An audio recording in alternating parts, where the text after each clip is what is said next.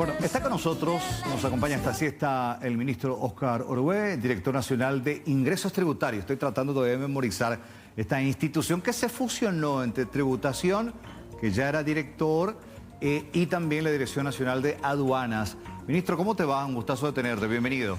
Gracias, Carlos. Buenas tardes también para toda la teleaudiencia y también tus compañeros. Y bueno, muy contento de estar. Gracias por la invitación. Bueno, Juan Carlos, Judith también aquí en la mesa de trabajo. Te decía antes, arrancar con esto que está en el tapete ahora, la cuestión está de la investigación de una empresa proveedora del Estado, finalmente vinculada al tráfico de armas, instituciones castrenses de por medio. En ese sentido, sé que tributación no tiene una manera directa vinculada a la investigación, pero hay un trabajo interinstitucional entre todos los órganos del gobierno para ver qué está pasando con esta empresa, por qué esos números. ¿Hay un aviso entre instituciones, ministro? Sí, definitivamente. Hay un trabajo interinstitucional. No. Hay que tener en cuenta de que cuando, por ejemplo, la DENIT hace un control de un contribuyente y observa de que hay movimientos llamativos de dinero que no condicen con su actividad económica o con su actividad empresarial, lo que se hace un aviso a la Secretaría de Prevención del Lavado de Dinero para que abran una investigación y bueno, aclaren esas dudas o esas inconsistencias. De la misma manera, si es que CEPRELAP tiene un control que está haciendo sobre un sujeto obligado y ve de que hay una inconsistencia en materia tributaria, ellos nos remiten a nosotros para que nosotros cobremos los impuestos, ¿verdad? Entonces hay un trabajo coordinado entre CEPRELAP y en este caso la Dirección Nacional de Ingresos Tributarios. Y también con otras instituciones, Ministerio Público, ¿verdad? Hoy con la unión, anteriormente no teníamos datos de la aduana, hoy ya la aduana y tributación es uno solo. Entonces eso permite tener mucha más información, datos para poder cruzar y de alguna manera ya poder perfilar un riesgo más eficaz, ¿verdad? De poder saber realmente que aquel contribuyente está comportándose de tal o cual manera y si eventualmente porque no cometió algún hecho punible, ¿verdad? Pero sobre este caso en específico, no había ningún sistema de alerta. En el ámbito tributario no, porque en el ámbito tributario, imagínate, la empresa era proveedora del Estado, tenía movimientos importantes, importaba legalmente armas, y ese es justamente el detalle más importante, ¿verdad? Era una de las principales proveedoras a nivel Estado, entonces evidentemente no había algo que llame la atención en cuanto a su pago de impuestos y a su movimiento de dinero, ¿verdad? De hecho, tributación tampoco controla, en este caso ya la Gerencia de Impuestos Internos no controla si tiene mucho dinero o poco dinero. Lo que sí verifica es si ese movimiento de dinero está acorde al pago de impuestos que hizo. Ahora, si dentro de un proceso de verificación, de control, de fiscalización se observa de que esa empresa tiene algo raro, ahí sí se tiene que reportar a través de la conexión que tenemos con la Secretaría de Prevención del Lavado de Dinero. De hecho a nosotros también nos evaluaron cuando Gafilat evaluó a Paraguay a la ex subsecretaría de Estado de Tributación, ¿verdad? Y también a la Dirección Nacional de Aduanas. Entonces hoy ya como una sola entidad descentralizada, autónoma y autárquica, tenemos mucha más potencialidad y bueno, esto es una alerta para nosotros, ¿verdad? O sea, lógicamente a partir de ahora se van a establecer seguramente otros indicadores para poder ver que no permeen dentro del sistema formal. De esta empresa IAS, International Auto Supply, ¿cómo ellos vendían, a nombre de quién vendían las armas? Porque inclusive desde el Ministerio Público afirmaban de que utilizaban nombres de personas que desconocían que estaban siendo utilizados sus datos para esa venta. ¿Cómo se hace ese control desde tributación? Bueno, eso no es materia de control de tributación. O sea, las ventas son libres. Cualquiera puede ir a comprar, puede estar, la persona puede saber o no, porque esa persona que compraba tampoco era contribuyente, ¿ok? Entonces, evidentemente, desde ese momento ya no se cruzaba, porque el que iba, entre comillas, a comprar, uno no usa esa factura para poder descargar en su contabilidad, ¿verdad? Entonces, no había un cruce de información porque las personas que compraban no usaban la factura a los efectos de descontar en su contabilidad. Entonces, eso es un ejemplo. Pero más allá de eso, aquí lo importante es que la Dirección de Material Bélico haga el control, porque ellos son los que autorizan la importación y la venta en mercado o en territorio paraguayo. Entonces, ahí es donde falló la institución, porque si las instituciones en general cumplen sus funciones, difícilmente pueda darse un caso de esta naturaleza. ¿Y usted cree que Dimabel debería seguir otorgando estos certificados? Ya no otorga. A partir del 2 de noviembre, el presidente de la República dispuso que ya no se otorgue constancias para importar legalmente armas en Paraguay. Esto fue con el tema de la prohibición, incluso de la importación, que en ese momento no sabíamos, pero Claro, ya tenía que ver con esto. Claro, exactamente. Ah. Eso fue el 2 de noviembre. Nosotros tuvimos una reunión en el Consejo Nacional de Defensa y el presidente pidió que veamos los organismos, cuáles son los mecanismos para evitar ya la importación legal de armas en Paraguay. Entonces, hablamos, vimos, se redactó un decreto donde ya se estableció que Dimabel ya no otorgue constancias para la importación de armas de ¿Y forma quién legal. otorga ahora? Dimabel otorga, pero ya no se otorga más para ningún importador. O sea, ya no se puede importar armas en Paraguay a partir de ahora. Ya no. Ya no. Ese mercado está cerrado. Así mismo. Eventualmente, para la policía o para los militares se va a tener que hacer un caso particular y una autorización especial. Pero para Pero las importar... empresas privadas. empresas yo, privadas- Carlos Troche, abro, no sé, caza y pesca y quiero importar armas. Ya no va a poder hacer. Civiles no. A excepción de los militares, a Claro. través de las instituciones. Así mismo. Ah, mira. Y eso es una decisión gubernamental del Poder Ejecutivo. Como te digo, a partir del 2 de noviembre el presidente sacó un decreto en el cual se prohibió ya el otorgamiento de autorizaciones para importar legalmente armas en Paraguay. Entonces, evidentemente, aquella empresa que quiera va a tener que hacer una solicitud y va a tener que ver si se le autoriza de forma especial a esa. Lógicamente, eso implica un control mayor, etcétera, ¿verdad? Pero hoy no es que se puede traer así ya como antes se puede hacer. Bueno, eso es lo que derivó a esta situación que está siendo investigada a nivel internacional. Ministro, ¿había otras empresas que adquirían desde la Dimabel este tipo de armamento para...? Sí había, pero a ver, no podemos entrar, está en una etapa exclusivamente de investigación. Todos los datos ya fueron remitidos al Ministerio Público. De hecho, vamos a seguir compartiendo información al Ministerio Público.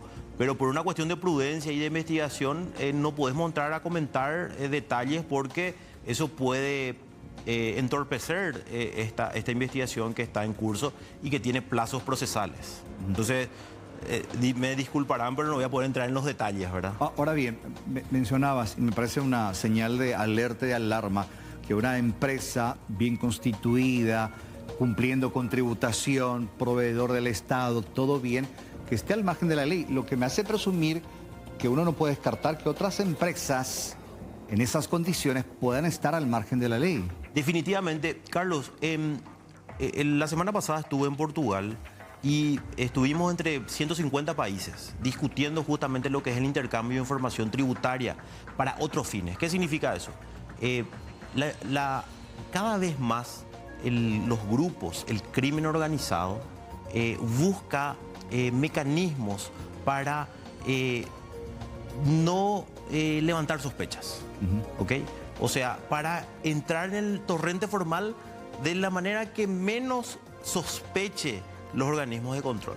Entonces, evidentemente, cada vez son más creativos, cada vez se cuidan más para evitar levantar justamente un ROS, que es un reporte de operación sospechosa en el ámbito de transferencia de dinero a nivel internacional, ¿verdad?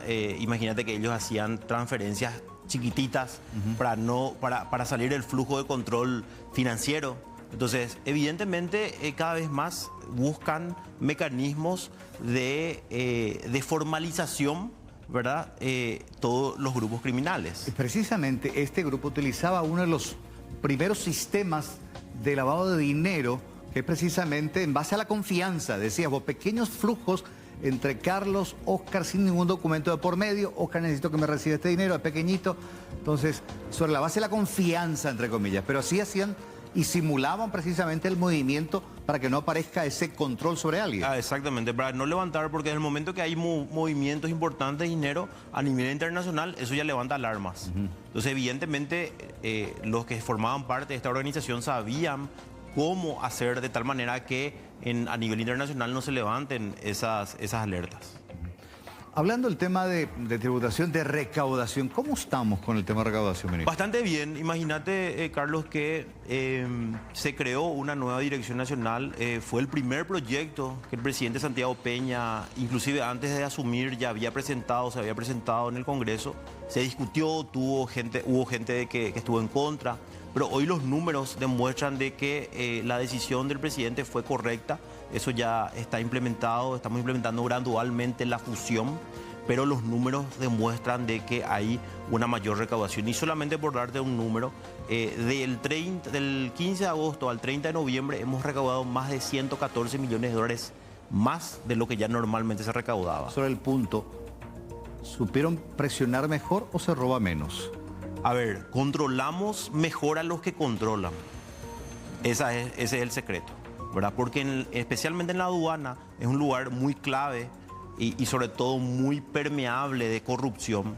Establecimos mejoras en los controles de los que tienen que controlar que se paguen los impuestos. En las aduanas, ya sea en los aeropuertos, hicimos denuncias. En el caso de cambios de mercaderías, que encontramos esquemas de cambios de mercaderías importantes en el aeropuerto Silvio Pettirossi. Estamos controlando las 35 administraciones aduaneras. Imagínate que con menor carga importada tenemos mayor pago de impuestos.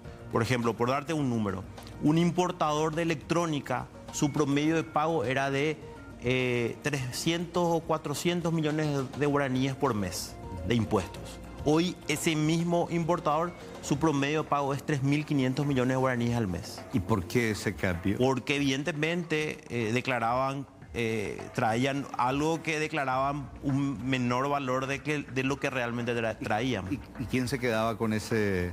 Y ahí probablemente muchos se quedaban con una partecita de eso, evitando el pago de impuestos de forma legal. El tema contrabando, diciembre, ¿cómo se está manejando ese tema? ¿Va a haber controles? ¿Se va a permitir que la gente cumpla con eso de la pacotilla? Se está cumpliendo. En el régimen de pacotilla, que es el tráfico vecinal fronterizo, hubo un aumento de más de 500% en las declaraciones. O sea, hoy el paraguayo que quiere cursar a comprar puede hacerlo sin ningún problema. Hay una lista de bienes que pueden comprar. El cupo es hasta $300.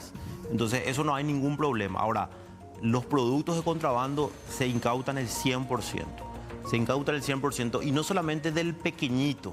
Acá lo más importante es que incautamos grandes camiones de 30, 40 toneladas totalmente de productos de contrabando. Perdón, eso es lo que siempre la gente de menor porte cuestiona. Dicen, no, nosotros vivimos para el día a día, pero la gente no echa esos camiones que van y terminan en grandes supermercados. Hoy están totalmente, hoy están cayendo más de 100, solamente en el puesto de Vista Alegre hemos incautado más de 100 vehículos que transportaban contrabando. ¿Y saben para quiénes eran? Tenemos... O la información muere ahí en el chofer. El chofer, o sea, lo que pasa es que tenemos datos de inteligencia, pero todavía no podíamos confirmar, porque lógicamente desde el momento que es de contrabando, nadie se quiere hacer cargo, nadie dice, esa es mi carga, ¿verdad? Entonces, evidentemente hay una gran cantidad de productos decomisados. Mucha gente me pregunta, y bueno, ¿qué hacen de eso, verdad? Y contarles de que donamos... los que son productos frutohortícolas, tenemos el certificado de Senave para poder decir que eso puede ser consumido, entonces se puede donar. Los que no tenemos certificado tenemos que destruir, caso de carnes, por ejemplo. ¿Y ese trabajo de inteligencia te determina que probablemente hayan grandes empresarios? Sí, definitivamente. Del sector supermercado principalmente. Nuestro próximo objetivo, Carlos, es ir detrás de los financistas del contrabando a gran escala. Porque evidentemente... A partir del 2020 cambió un poco las reglas de juego en el ámbito tributario y aduanero. ¿Por qué? Porque tanto el contrabando como la evasión de impuestos son dos delitos, son delitos precedentes de lavado de dinero. O sea, si a Juan Juancito le procesan por el lavado, por contrabando o por evasión, después puede ser procesado por lavado de dinero. ¿Y qué significa eso? Se le puede decomisar todo su patrimonio que fue producto de esos delitos. Finalmente, por lo menos de mi parte, ¿no hay proyección para este gobierno sube impuestos? Definitivamente, eso está definido. En los próximos 5 años, el presidente de Santiago Peña ha aclarado y ha confirmado de que no van a aumentar impuestos ni se van a crear nuevos impuestos. Entonces, la función que tenemos nosotros como Dirección Nacional de Ingresos Tributarios es el doble. Tratar de recaudar más en la medida de que la gente se formalice, invitarle a la gente a que conozcan los regímenes simplificados de tal manera que puedan formalizarse. Pero no solamente eso, luchar contra la evasión, contra el contrabando y controlar también la aduana, ¿verdad? Donde sabemos de que era Vox Populi, de que había grandes esquemas de ingreso de mercaderías subvaloradas o en frío, como se dice, sin pagar ningún impuesto, ¿verdad? Y por otro lado había cupos políticos o cupos de sectores donde evidentemente había una distribución ilegal de dinero. Ministro, un placer. Gracias Gracias por la visita. Juan Carlos.